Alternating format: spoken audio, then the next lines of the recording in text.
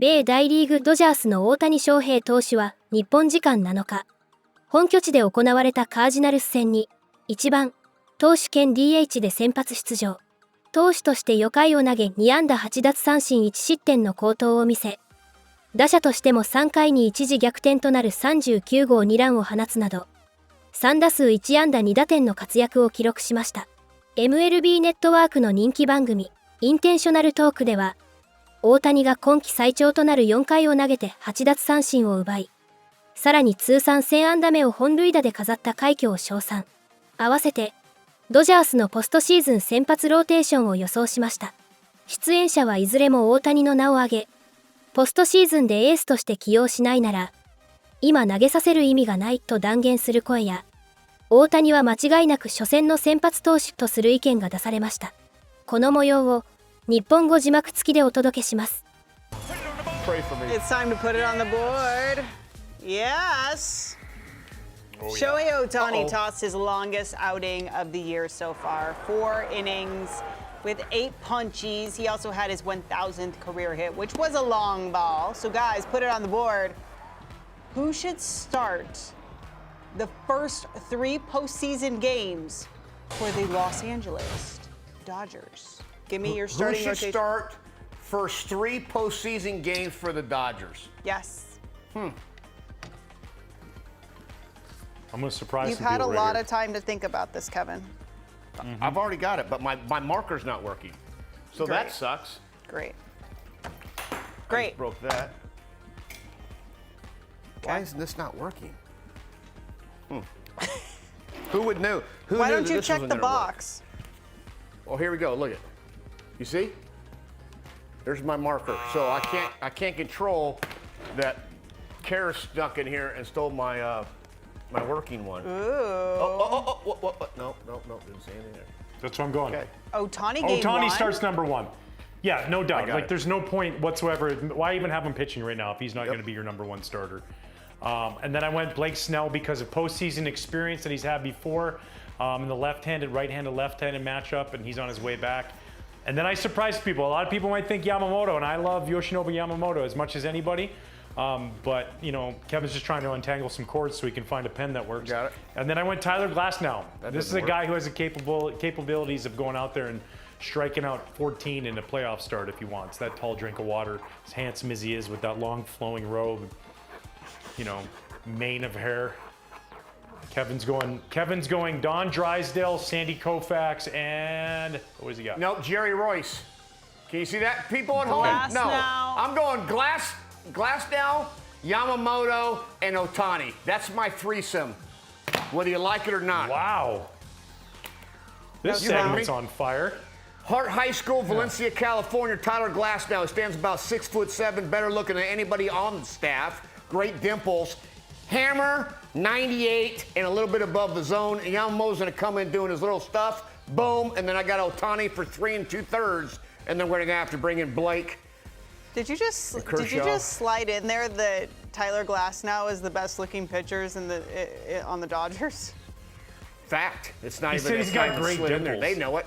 I love that. They He know just it. said He's got height. great dimples. Height brings you power, right? They bring you power. You throw 2 dimples my in, God. I'm in. I had a crush on Andrew Jones for years because of his dude, dimples. you've got 4 kids. Where are they? Go yell at them to get you a pen.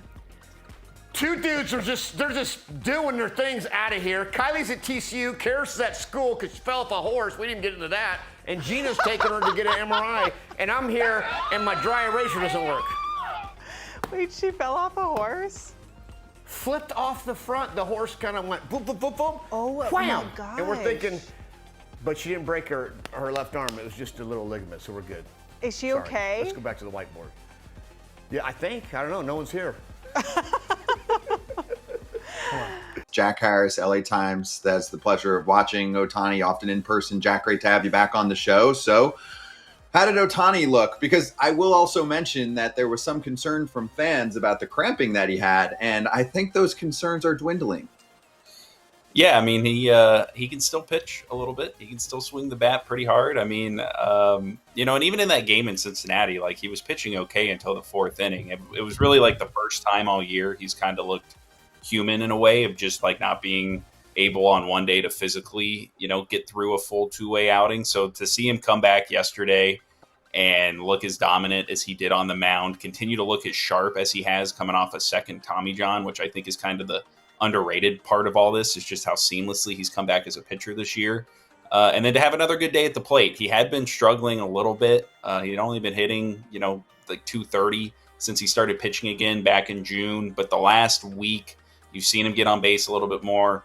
You've seen him come up with some really big hits. And then, obviously the home run he had yesterday put him in position to win the game. It was his 1,000th career hit. So for all the little other things that the Dodgers are still working through right now, to have that guy playing as well as he is again, probably is the biggest reason for hope that they have going into these final 2 months here, that they can play up to their ceiling in a way that they haven't really done for an extended stretch this season.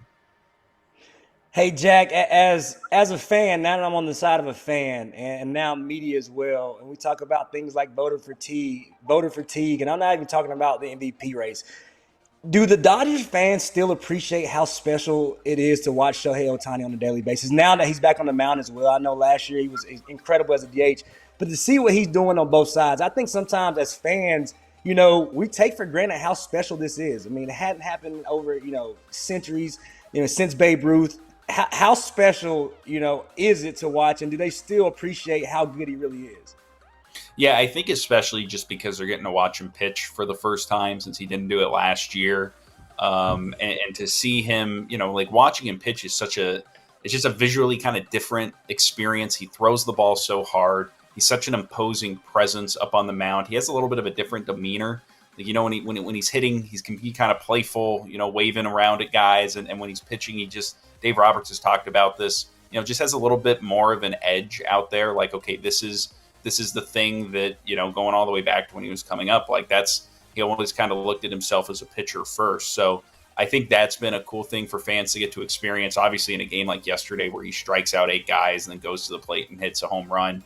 For all he did last year, that kind of experience is a different thing. And I think, again, has been one of the cooler parts about this season for the Dodgers, is because when he signed last year, there was some uncertainty about, okay, how long is it going to take him to go back to being a two-way player? Is he going to be as good as a pitcher once he does try to return to it? Can he be, as good at this incredibly difficult role as he was with the Angels? And so far he has been. And I think it's been one of the things that Dodger fans have appreciated most about this season. Okay, one last one before you go then. With that said, what are they hoping the rotation looks like going into October? Like, what are they hoping? Injuries and everything involved. What do they say, best case scenario, this is our starting rotation going into the playoffs? That's what I want to know.